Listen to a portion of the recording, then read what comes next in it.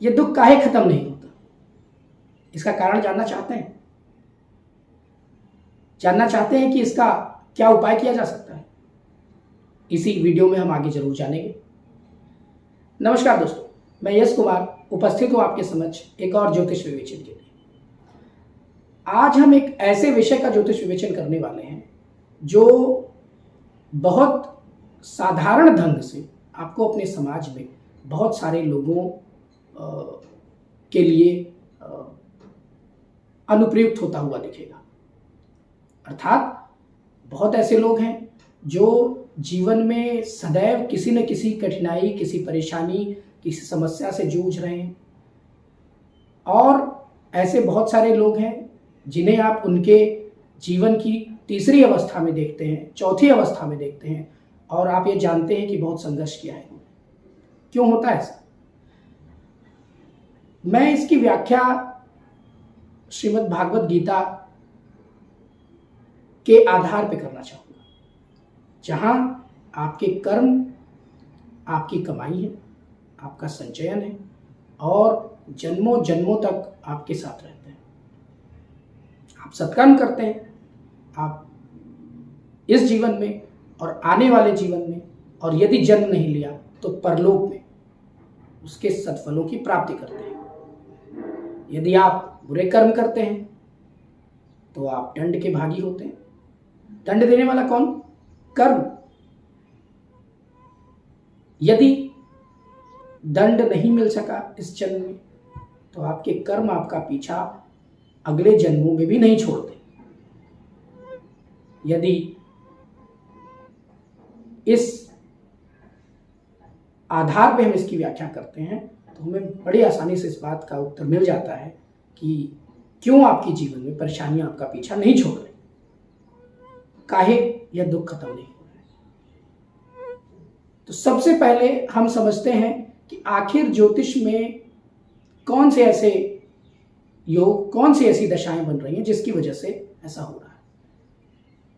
ज्योतिष बहुत ही विस्तृत शास्त्र है। जीवन में घटने वाली घटनाएं अनेकों प्रकार के योगों का प्रतिफल हो सकते हैं। मैं उनमें से एक संभाव्य कारण को ले रहा हूं। यदि द्वादश भाव का स्वामी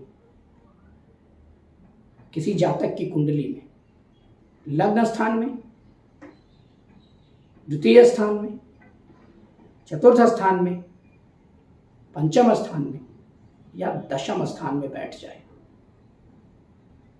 तो आजन्म परेशानियां पीछा नहीं छोड़ती। क्यों होता है ऐसा? जिन भावों का मैंने नाम लिया उनके बारे में सोचिए। लग्न का भाव क्या?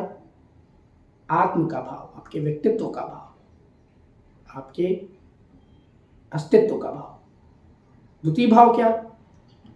आपके धन का, आपकी पैतृक संपत्ति का, आपके कुटुंब का भाव। चतुर्थ स्थान क्या? सुख का भाव, माता के सुख का भाव, भूमि, भवन, वाहन इत्यादि सभी प्रकार के पदार्थिक भोगों का भाव जिनसे आप सुख की अनुभूति करते हैं। पंचम भाव क्या? शिक्षा का, संतान का, पूर्व जन्म के कर्मों का, बुद्धि का, गुप्त बुद्धि का। और दशम भाव क्या? आपके कर्म का भाव। कौन बैठा यहां आकर? द्वादश स्थान का स्वामी। द्वादश स्थान की चर्चा करते हैं। क्या है यह द्वादश स्थान? व्यय का स्थान है। क्या व्यय होता है? यहां से जो कुछ भी आपके पास है वो व्यय होता है। अब इस स्थान के बारे में उस व्याख्या को सुनिए जो मैं श्रीमद् भगवत गीता के आधार पर समझता हूं कि सही है। जो कुछ भी आप कमाते हैं वो इस भाव से व्यय हो रहा होता है। यदि नहीं हो पाया तो यह आगे के जन्मों में आपके साथ चला जाता है। और यहाँ का स्वामी जहाँ भी बैठता है उन स्थानों से व्यय के रास्ते बना देता है। लग्न में बैठ जाए तो आपके अस्तित्व को व्यय करने लगेगा, आपके व्यक्तित्व को व्यय करने लगेगा, आपके प्रयत्नों को व्यय करने लगेगा। कुटुंब के स्थान में बैठ जाए तो आपके कौटुंबिक सुख को, आपके संचय को व्यय करने लगेगा। सुखों को व्यय कर देगा यदि चतुर्थ स्थान में बैठेगा। पंचम स्थान में बैठेगा तो शिक्षा से संबंधित, संतान से संबंधित ऐसी परेशानियां आपको देने लगेगा जिनसे व्यय के मार्ग बनेंगे, जिनसे आपकी मानसिक शांति के व्यय के मार्ग बन जाएंगे। और कर्म स्थान में बैठ गया तो कर्म को व्यय कर देगा। कितनी बुरी स्थिति है कुंडली में। आप कुछ कर्म कर रहे हैं, उसका फल प्राप्त होने के बजाय वह व्यय हो जा रहा है। यदि फल प्राप्त हो गया तब तो व्यय नहीं कहेंगे ना उसे, फल नहीं प्राप्त हो रहा है आपको या कम प्राप्त हो रहा है, तो आप परेशानी अनुभव करेंगे ना अपने जीवन में, और यह आजन्म रहेगा। क्यों? क्योंकि जन्म कुंडली में जन्मकालिक स्थित ग्रह पूरे जीवन अपना प्रभाव आपके जीवन पर बनाए रखते हैं। तो यह एक ऐसी दशा है जो यदि कुंडली में बन जाती है तो अन्य बहुत प्रकार के योग होने पर भी जातक मानसिक रूप से, शारीरिक रूप से, आर्थिक रूप से परेशान रहता है और ये दुख उसका पीछा जीवन पर्यंत नहीं छोड़ते। अब मैंने कहा कि इसका उपाय भी अवश्य आपको जानना चाहिए कि क्या कुछ उपाय है भी कि नहीं, उपाय करूंगा तो कितना प्रभावी होगा और इस उपाय को करें कैसे। तो मैं आपको एक बात बताता हूं। यदि ग्रहों की स्थिति की वजह से आपको परेशानी है तो ग्रहों का उपाय आप करेंगे। भावों के बल में कोई कमी है या वो भाव ही कुत्सित है जिनकी वजह से आपको परेशानी है तो आप उन भावों को बली करिए। लेकिन यहां हम भाव और ग्रह से हटकर अपने उस बिंदु पर आते हैं जिससे मैंने कहा कि मैं इस दुख के कारण की व्याख्या करूंगा। दुख क्यों उत्पन्न हो रहा है? यह आपके जन्मों जन्मों के संचित कर्मों की वजह से हो रहा है। ये वो कर्म है जो इस जन्म में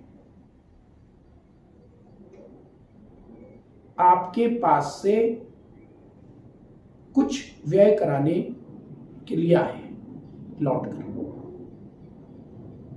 अर्थात आपसे पीछे की पीढ़ी, पितरों को प्रसन्न कीजिए, पितरों की सेवा कीजिए। इस समस्या का कुछ निराकरण अवश्य हो जाएगा। कैसे करेंगे आप? जब भी आप तीर्थ स्थान पर जाएं तो वहां जो कोई भी जलाशय या जल का स्रोत हो उसके आसपास अवश्य पितरों को समर्पित की जाने वाली कुछ पूजा, कुछ अर्चना अवश्य कीजिए। कैसे करेंगे? आप एक दिया समर्पित कर सकते हैं। आप उन पितरों को मंत्रोक्त विधि से जल अर्पित कर सकते हैं, या यदि कोई अन्य विधि आप जानते हो या वहां उपस्थित कोई विप्र आपको ऐसी पूजा करने में सहायता प्रदान कर दे। यदि यह आप करेंगे तो इस कारण से आपके जीवन में बने रहने वाले दुख और बनी रहने वाली परेशानियां दोनों में कमी आ जाएगी। ऐसा मेरा अनुभव है और यही मैं समझता हूं कि इस प्रकार के नैराश्य से, इस प्रकार की परेशानी से, इस प्रकार के दुख से बाहर आने का सर्वोपयुक्त उपाय है।